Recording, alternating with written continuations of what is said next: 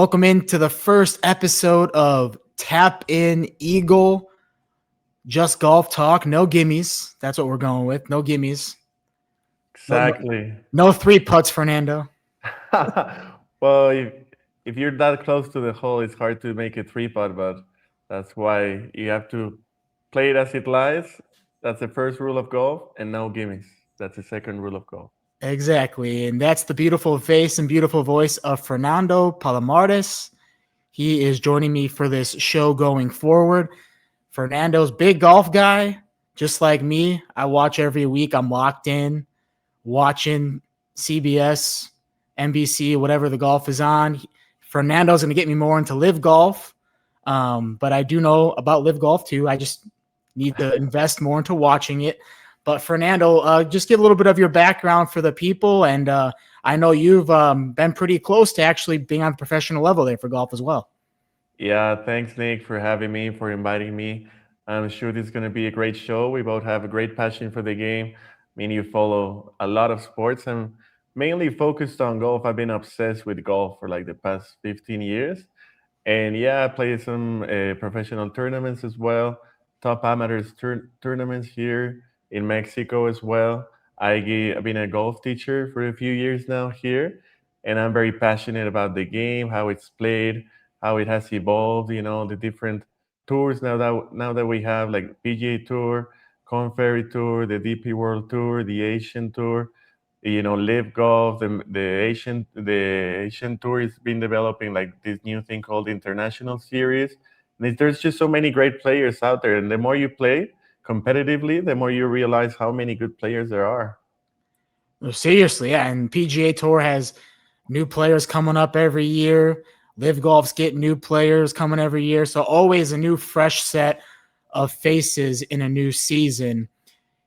And how Fernando and I met, for anybody who's wanting to know, I mean, obviously, you're wanting to know if you're tuning into this show. We met way back, what was it, almost 10 years ago now? 2016. 2016, man. So yeah, so coming up on 10 years this summer.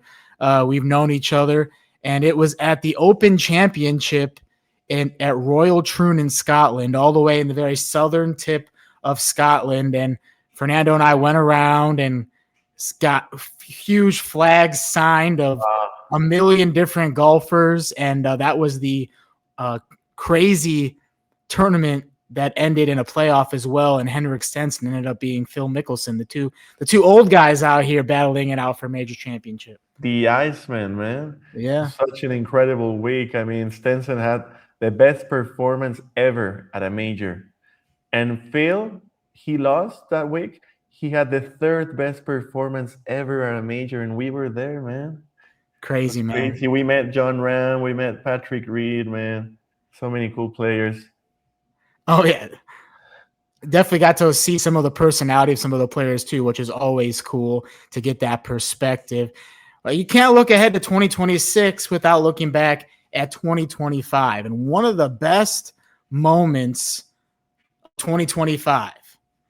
Rory McIlroy at Augusta winning the Masters, 12 Man. years in between winning majors. And my favorite video as well from that was just him walking off the 18th green, taking the hat off, the big breath that he took, just everything just coming out, all the emotion just coming out. This was the one he tried the hardest for, the last one he needed, was in contention a lot of times before then, and just choked it away. But not this time, Fernando. What was your favorite moment from that Rory McIlroy win at Augusta?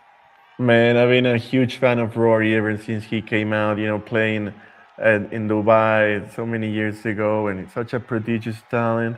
And he couldn't get it done at Augusta, man. He hadn't won a major since 2014. Nobody could believe it. He's, the talent of this generation by far. And he only had like four majors, and it was just nobody could understand it. But this year, this win at Augusta, it just erased all of that, and he just catapulted himself into Mount Rushmore of golf. We were all just wanted him to win, but then suddenly he double bogeyed like three times this week, and he was gonna lose it, but then he hit so many great shots as well. The one on 15, And then Rosie almost got him there. He made six birdies in his last eight holes. And then Rory just hit a perfect drive on 18 on the 72nd hole. He just needed, hit the green, two putts, let's go. And then he missed it into the bunker. Then he hit a great shot, but then he missed like a 4-footer to win and just hit a brilliant shot on the playoff. Man, he was magical. And then all those losses, I think it helped him, get to where he is right now. The best player in the world. Well, not really because we got Scottie, but we'll get to that. We'll get to Scottie and his crazy run. Yeah, the Roy winning at Augusta was a great story, and also shout out to Justin Rose too to have to deal with that because that's the second time too. He was just right on the brink of winning at Augusta. He previously was in a playoff too with Sergio back when Sergio won as well. So we'll give a shout out to Justin Rose as well, finishing runner up and also proving he can still play into his late 30s on the PGA Tour as well. I mean, he is still competitive too, Fernando. yeah, he's been a star since he was an amateur. He finished top 10 in the Open when he was an amateur, and he's just been so steady. He missed so many cuts when he first came up as a pro, but aside from that, he's been like top 10 in the world for like 15 years. It's crazy. Like he has great routines, very disciplined, great coaching around him. He does like hot baths, cold plunges. He travels like with an RV. He has his physio. He's very inspirational. Such a Cold plunge, gentleman. man. Cold plunge. I've tried that. That's tough right there. That's tough. Yeah, your hands start to hurt. Who is tough though is Scottie Scheffler, and we were talking about his crazy 2025 6 wins. I mean that is Tiger Woods stuff right there, and as we say, inside the numbers, because you want to bring up some crazy stats and how a lot of Scottie Scheffler's stats from this season were very comparable to when Tiger was going on his run around Scottie's same age. Yeah, Scotty top amateur. When he first came up on the PGA, everybody thought he was gonna keep winning every week, and he couldn't get it done. But once he got his first win in Phoenix, they just keep piling up. Like he's dominating. I mean, even Rory, he cannot stand against Scotty. He doesn't have a chance. No. Makes no sense. How can be so consistent? And he has all the shots. He's got a great caddy with Ted Scott. He is so good in every single aspect of the game. His short game, his iron game is just out of this world. The only person we can compare him to in the history of the game is Tiger. That's not a hot take at all, because you look at strokes gained and all those numbers. What stands out to you there? You're showing me that stat, and I'm just like, wow. Yeah, the best scoring averages in history have been Tiger, Tiger, Tiger, Tiger, and then Scotty, Scotty, Scotty, Scotty. Man, he's right there. 68 average 68 in those courses in those conditions. These are not your local muni courses. Even your normal country clubs, they don't put them like this. For tournament play, the greens are harder, they're faster, the pins are tougher. Even the tee shots, they put them to play harder. They play them even more back, or with an angle where the tees play coming more into play. Man, I just can't believe the way he's been playing for so long. And it's really, you can see too, like look back at that Olympics with the gold medal. I mean, he's what, 9 shots back, 8 shots back, and you can't even count him out of that. I mean, the way he hits those approach shots into every green is insane. And if you want to find one thing wrong with Scheffler's game, it's been the putting. But even that, like if you're getting as close to the hole as he is, that doesn't end up being really a problem in the end. Well, I think he changed to the mallet putter. He's been Yeah. one of the top putters by far. He at the Open, he made everything. And to win at the Masters twice, you gotta putt insanely good. I think people like to undermine how good Rory and Scotty putt because of a few short misses. But if you leave it to 10 feet on every hole, you're gonna miss some. But still, like they almost never three putt. You know, their lag putts are insane. You know, their pace. It's really like their green reading. You know, I think Scotty also like his attitude towards the game. He's always saying like golf is not the most important thing to him, and maybe that's why he's so good because he really looks like an evolved person. You know, Mhm. obviously all these guys have a great emotional control, but Scotty just he's just different. Oh yeah, I mean, I even forgot what, like about that when he said like, when he's winning, is it really that important? Like, is it really that important? I mean, that mindset is crazy to have as a golfer because the golfers, you got to be focused, you got to be dialed in. You can't be like let anybody into that mindset either because it's very individualized. Every single shot, you're internalizing it. So to like open up about that and to show the human side is really important. Yeah, obviously he cares. And maybe Mhm. down the road he's gonna be like, maybe I should have celebrated more. But Mhm. maybe not. Maybe he's just like he has He his just he just priorities wants to straight. like he just wants to go home and be a dad and like maybe have a beer, like that's the kind of like vibe I get from Scotty. Yeah, he gets up every day, he puts in the work, he just wants to keep getting better, but at the same time, he doesn't really golf is not his life. I mean, I think if you would tell him, man, today is the last day of you playing golf, I think he would be fine, you know, more than other players. And he'd probably win too. If this was his last day of golf, he'd probably win whatever tournament he's playing in as well. Yeah, Tony Romo said the other day that he's played with him so many times in the Dallas area, and every single time he manages to hit a good score, you know, maybe he hits a few bad shots, few bogeys, but at the end of the day, he's shooting under 70 every single time.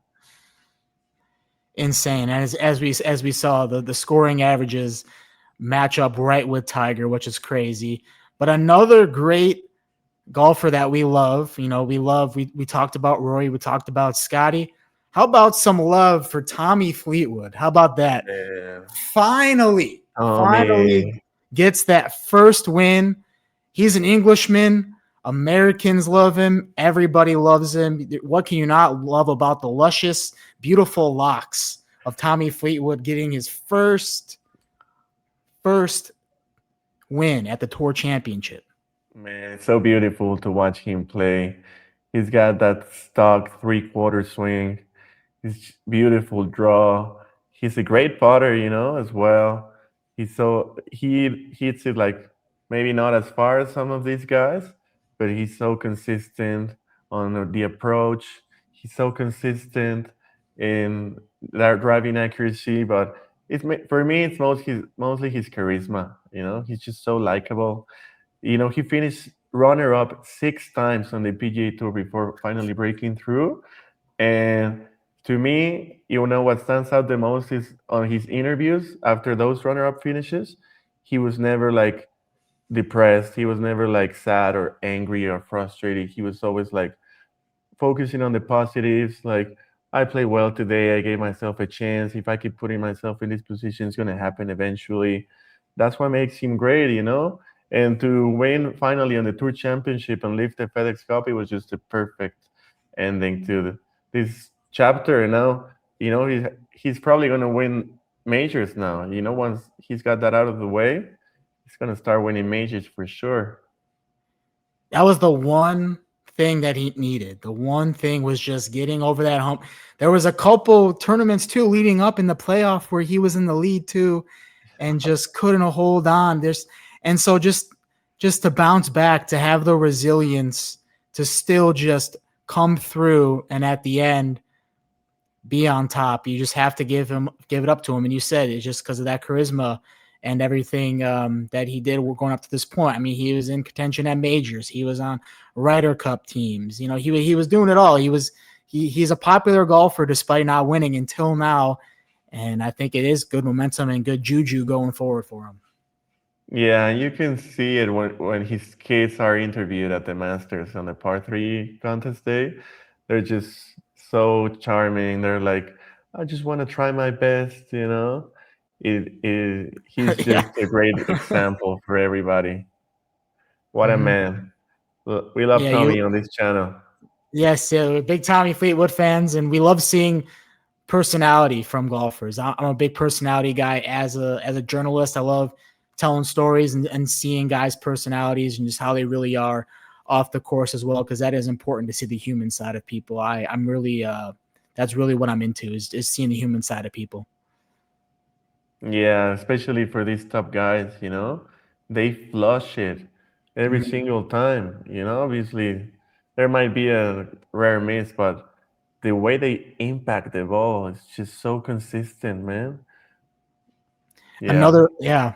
Yeah, another big personality, and two guys who have won a lot as well, both over on the LIV Tour, and their teams were in a showdown for the LIV Championship. Jon Rahm's Legion X over Joaquin Niemann's Torque team. Now, we know Niemann, he had a crazy year. He was pretty much winning every week on the LIV Tour, racked up a lot of dough, which must have been fun for him. But it came down to Jon Rahm, who was one of the new players on LIV, has his own team, and his team victorious in that. Yeah, man. Like for me, Live is pretty cool because it's a team event besides an individual event. And Niemann's team was very strong. Y Sebastián Muñoz and Carlos Ortiz, and they were top 10 on the season race. And even then, they lost the team championship to Ram because Tyrrell Hatton just played great and Tom McGibbon played great. And obviously, Jon Rahm shot 60 in the final round to win the individual event. He finished top 10 in every single event for the past 2 years. He's been top 10 in every single event. It's obviously not the same to have a top 10 on LIV because there's less players than on the PGA Tour, but it's still really impressive. He didn't win, and he still won. Crazy. And that's what I like about the LIV format, though, is you do still have a chance to win as a team, even if you're underperforming individually, but you can still have a bad tournament, but you're playing for your team. It's a lot like F1 and how F1 works with teams, which I like. And you mentioned Niemann, he's got all his Latin American and his Hispanic guys on the team, and so being in Mexico, how much do you get? Like, do you get behind, teams like that where it's a lot of, players coming together and being in teams like that? Obviously, Sergio has a team of Spaniards as well. So just to have that international flavor and component to it, how much does like a country or different places gather around that? Yeah, we have a live event here in Mexico City in Chapultepec. It's great atmosphere, and obviously we had Abraham Answer. He used to be a Fireball. He finished top 15 this year on Live, but now he went to Torque.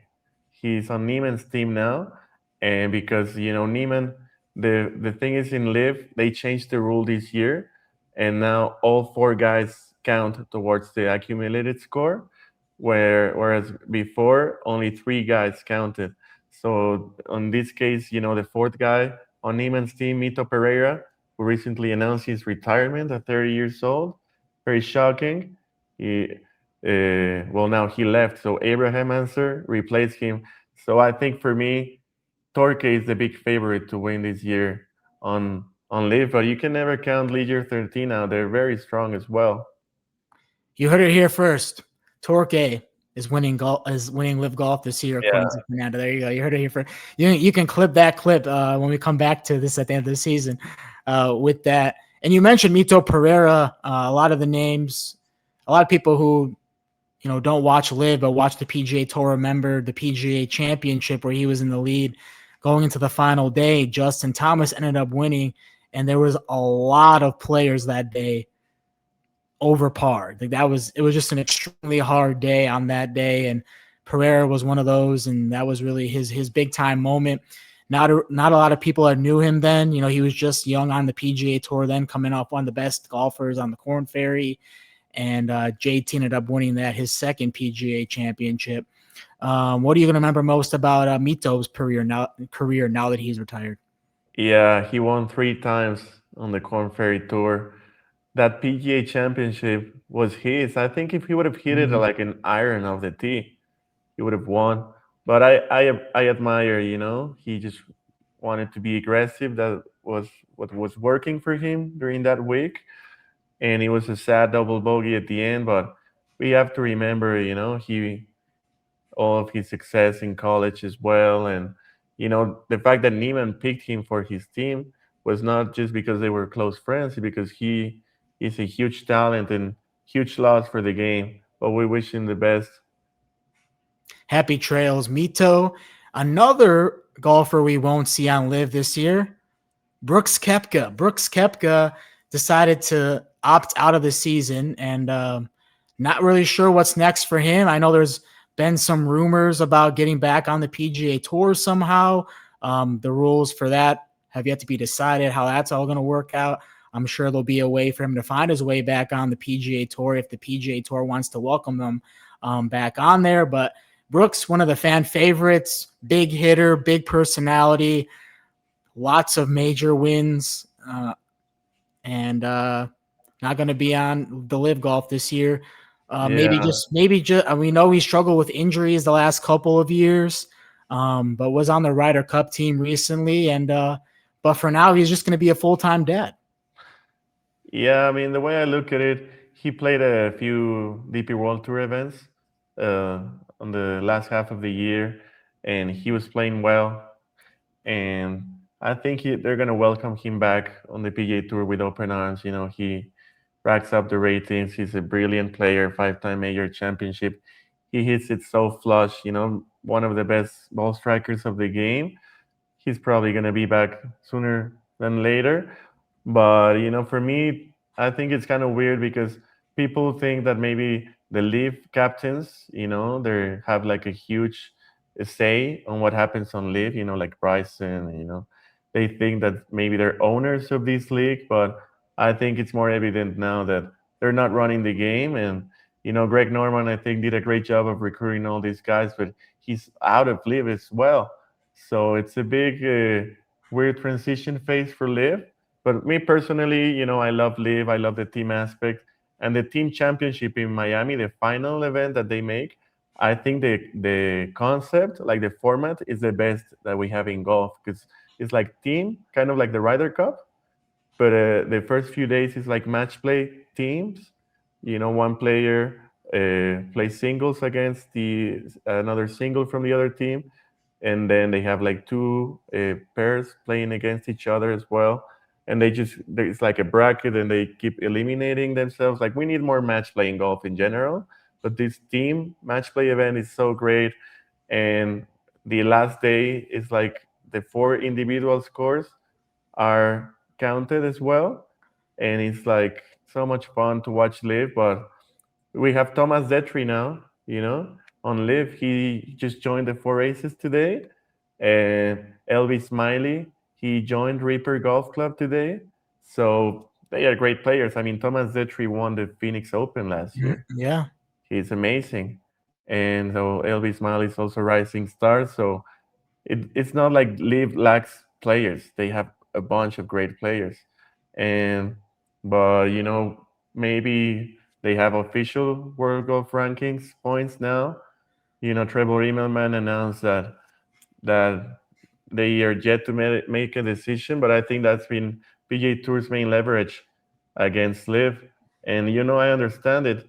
They don't want more players to leave, but it's very interesting because the PGA Tour has also given equity to the players now, and they have raised the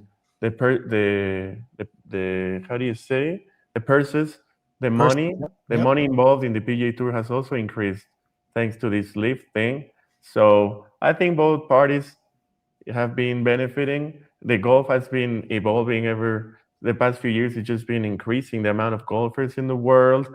I think people are more open to golf now. Also with TGL, they're developing a Mhm. new facing golf with simulator golf. People can now play golf in their homes.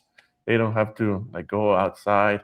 They can stay indoors in places like where you live. Maybe it snows in the winter, so now it's all changing, and I think it's for the better. I think the game it's gonna get better. 100%. And I thought it was interesting with what Brooks said too. I mean, if you watched Full Swing on the Netflix series about golf, the first season he was one of the players on the show, and he hinted at the fact that, hey, if he wasn't injured and needed like more money and more security for his family, like a lot of these players at first went, he might still be on the PGA Tour. So I thought that was a very interesting comment by him, and I would love to see him back on the PGA Tour this season if Yeah, it wouldn't I, happen. yeah, I think Maybe he spoke it into existence. I don't know. I don't know. yeah, it's funny because he probably wanted to play like in like secure money because the Leaf has no cut, but now the PGA Tour started with the signature events and they have no cut as well. Yeah. So Hey, I think copycat leagues, man. Copycat leagues. he could have stayed. I think that's why he's coming back as well because of these signature events. He's such a great player. He can be a top 50 player for sure and get into these events. Yeah, you mentioned the live format too. Another interesting part about the live format that I like too, which makes it a little bit easier to watch on television because it's hard with the shotgun start to really know where a lot of these players are watching it on TV. I'm trying to like comprehend, figure it out. It's super hard. But on the last day, the three leaders tee off together, separate from everybody else. So that does, I will say, make it easier to follow now for that final day of live.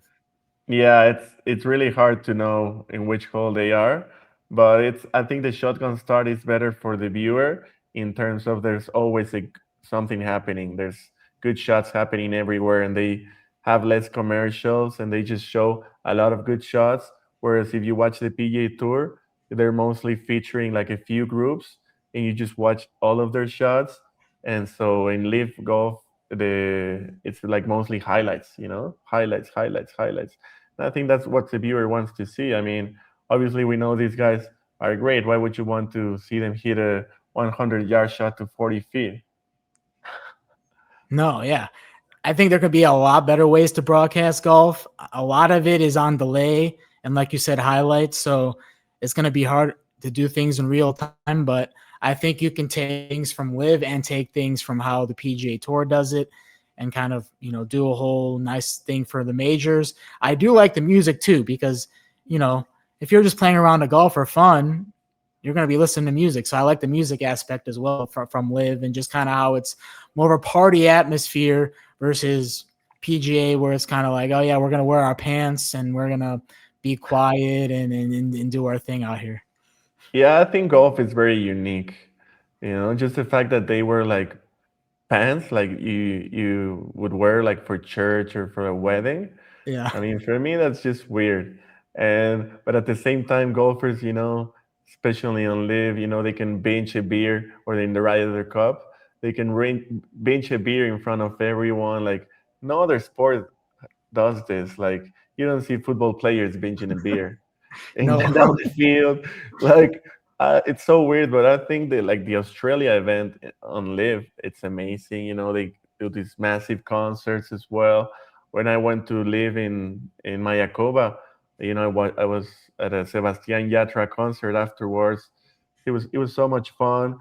I think the Ryder Cup, I think it's like Live but with match play. So it's like the team final event in Live. It's not obviously original. It's a copycat from the Ryder Cup as well. But I think we need more of that, more match play. We need more like mixed events as well. Yeah, I'm down for that. Get some Nelly Corda, get some, Yeah. Lexi Thompson, all the top female golfers in there, playing with some of the males too, which is they do Actually, it. they can play. They Oh, just yeah. play the forward tees and they can compete. Yeah, Nelly Corda can drive it with anybody, man. She's incredible. And speaking of some new golfers, how about the DP World Tour? You mentioned Brooks had a couple wins there this year, but there is some movement with golfers going to live. So who are some of the DP World Tour guys to watch this year? Man, we have so many guys. Like we have Rasmus Nergard Peterson. He just beat Cameron Smith in Australia. It was tough to watch because Cameron, obviously everybody wanted him to win. Mhm. He made a clutch putt on 18 to win.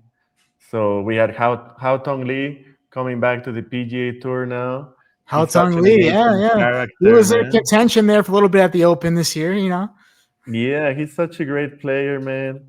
And we have also like Dan Brown. He was not in the PGA Tour field, but since Laurie Cantor went back to live, now he's in it. And for me, Dan Brown is going to be a revelation this year. He's such a great character, man. I've been following him ever since he got a close call at the Open a few years ago, and he's so much fun to watch. He has a great swing, man. He's made some of the best shots I've seen. And we also have like Marco Penge, the Italian guy.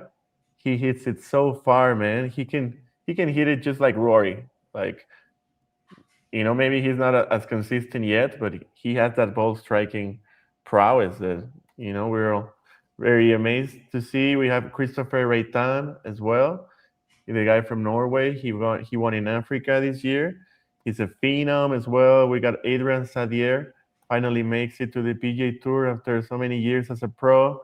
We got Alex Noren, one of the fan favorites. He's like 40 years old and he just won the PGA Tour. He won the BMW Yeah. PGA He won the Championship. Scottish Open. He won the Scottish Open that same summer that we met, right? The week before the Open. Yeah, Yeah. he's been along so long. He's Yeah. just very disciplined and he's a craftsman, and especially his short game. If you watch him hit a flop shot, you're like in awe. Like, how did he do that? Yeah. I'm so happy for him. He's back. John Parry, a journeyman. Nobody thought he was gonna make it to the PGA Tour, and he's back. Like he lost his DP World Tour card 2017. He lost his Hotel Planner Tour card on 2018. Like he fell off the ranks, and now he's on the PGA Tour. So props to him. Anything is possible. We got Keita Nakajima. He was like top amateur in the world for a while, and now he makes it because he won in India this year. He was a runner-up in the other India event they played there, and we also have Jordan Smith. So yeah, I mean the DP World Tour just keeps losing players to the PGA Tour, but that's the name of the game. So you have to start somewhere, as we know. That's kind of where Brooks Koepka got his start, was playing in those when it was the European Tour. He was playing in those events, and that's how got his name out there, got some wins, and now you want to get to the PGA Tour, you want to get to LIV. That's where you want to go these days. How about give me a golfer to watch in 2026? First off, I'll go and name Brian Campbell. Let's go. He Brian won in Bri- Mexico with Brian the Campbell. tree. The Yep. tree helped him win. I love his story. He was off the tour, now he's back on the tour, and he won twice this year. I covered him at the John Deere Classic when he won, and then he won in Mexico. I'm gonna go with Brian Campbell. He's my golfer watch in 2026. I think he wins another tournament, maybe two. Yeah, man. There's so many players. Like I have Chris Gutter up here, Michael Oh, that's a solid Thorbjornsen. choice too. We got Yeah. Harry Fall, Maverick McNeely, Robert McIntyre. I think they're all gonna be there. But for me, the main guy for me right now is Aldrich Potgieter, man. The Oh, guy I from love that South guy. Africa. He's gonna Love be that number guy. one in the world for sure. Like Brian Campbell won against him in a playoff in Mexico, but Aldrich is just another level, man. I think he's gonna win majors. He's gonna win everything. He's gonna be the next Scott, in my opinion. You just have Well, to keep the wedge game around, like the wedge game. If he just keeps it dialed in, he's gonna win everything. watching him win in Detroit was exciting. That was cool. Like he came on the scene there. Everyone's like, he's only 20 years old. This guy. I mean, look at him, incredible. And he's like, and also he just he looks like a normal guy too, which is cool. Yeah, he's so young. Yeah. Like, he just skipped all of it. He didn't went to college. He just turned pro like at 16. He started winning pro events in South Africa, all over. already a PGA Tour winner. Like I think at 19 he won. He just won Rookie of the Year. Man, just the way he hits the ball. Like I played the course where the in Vidanta, where when Brian Campbell won, and it's a long course. Like, and he hits it so far. Man, he was driving this. He was hitting driver of the deck to some of these par fives. You know, they're like 650 yards on sea level, and he just makes them look like nothing. I love seeing the young talent out on the tour. Aldrich Potgieter and Brian Yeah. Campbell are two golfers to watch in 2026. And we have some golf coming up, Fernando. Sony Open next week. We'll be talking all about that. And once it's over, but who's a early prediction for you in that one and in the Sony Open? Well, I think Hideki is always a player to watch there. He's won there. He's been close a few times. You know, he obviously we gotta remember Grayson Murray. He won there. I mean, he's no longer with us, but I would have picked him for this week again. I think Russell Henley also has a chance. He always plays well down there, and he almost won the FedEx Cup last year. It's a great scoring average. Who do you like? I mean, all those guys you named, Russell Henley. I mean, he was battling for that Ryder Cup spot for most of the year last year. He was just right on the brink there. So I think he could take a lot of, he's got some motivation coming into the year with that, knowing he almost made the Ryder Cup team. And, you got to have some motivation. Some of these guys out here going to find some motivation. So I'm with you on that, Russell Henley. Let's go, man. Yeah, I like that place, Hawaii. Hey, it brings some warm vibes. I mean, here in the Midwest United States, I mean, it's cold out here, man. So those good Hawaiian vibes will get us going here for the first 2 weeks of the PGA Tour season. Fernando, first episode down. How are we feeling after that first episode, man?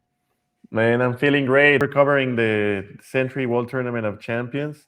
It's no longer happening, but maybe it comes back next year. Really happy to have this conversation with you, and we will keep having it.